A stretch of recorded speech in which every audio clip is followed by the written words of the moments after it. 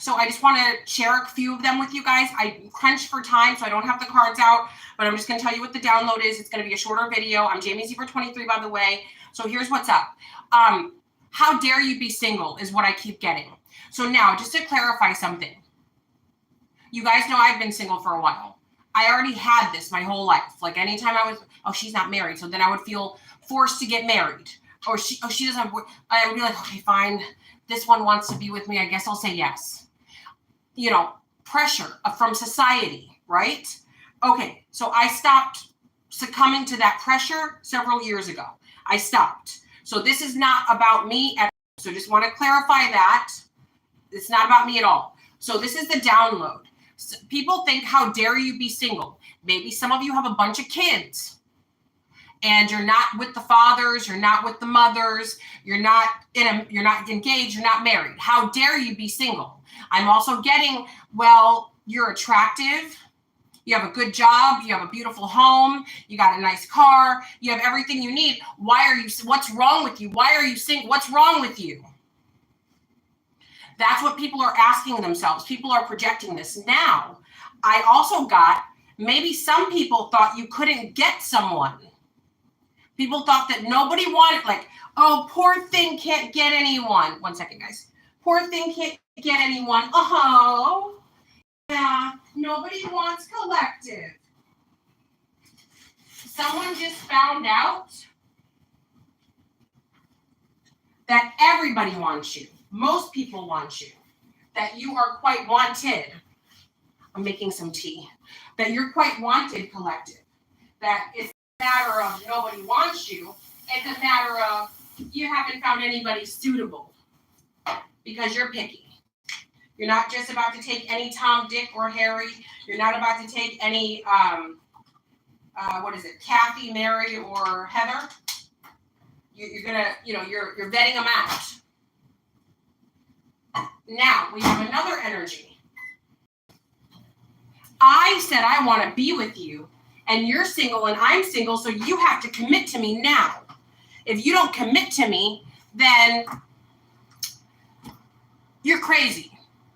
So somebody's projecting these energies onto you. But I do see that there's a whole group of people talking about how, first it was nobody wanted you. Now you're just an SLUT hoe. Now that's what you are because you won't be with anyone. So I guess the people you've turned down are saying you're a hoe or saying you're this, saying, it's like you can't have it both ways. Is this person incapable of getting someone or not? It doesn't matter. So you guys are wondering why you're damned if you do and you're damned if you don't. I don't wonder why. There's haters. We all have a soul purpose and a soul journey, right? Someone's got to be the cop and someone's got to be the robber. Someone's got to be the sinner. Someone's got to be the saint, right? Somebody's got to be the virgin, and somebody's got to be the promiscuous, right? And of course, there's a middle ground in everything. So it's like places, everyone, and the theater starts. What's your purpose for being here? Sometimes your haters are to test your strength. Kind of like the Taylor Swift song, Thank You, Amy. We all have an Amy. We've all had an Amy. Thank you, Amy. Yes. Taylor probably, and she even said this herself, she already had money. Her first record already did well. Her second one did well. She could have just fallen back and slept. But Amy, aka Kim, fueled her fire for better. The saying, your haters are your biggest motivators, that's absolutely true. Anytime someone says Jamie can't, Jamie won't, Jamie will never, Jamie does, and does. And does.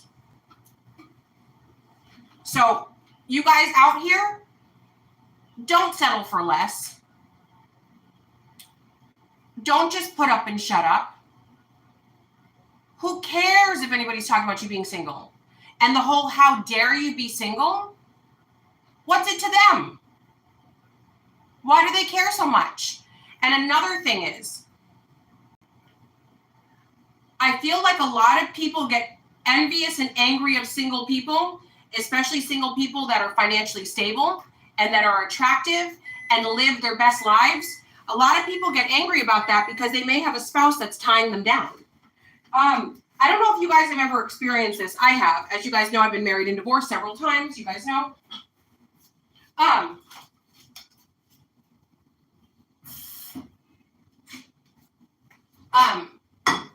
I've been in relationships where the person I was with, you know, when they got me, they fought to be with me.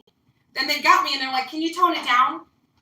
Can you tone this down? So basically everything about me that they claimed to have wanted, they were telling me to change.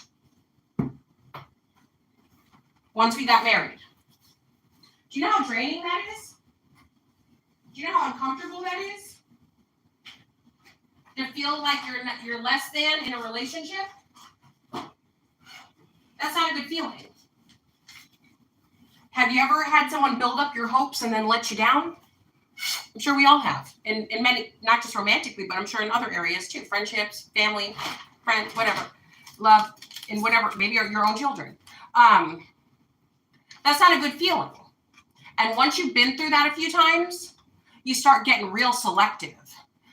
Red flag over here. This person reminds me of someone I know.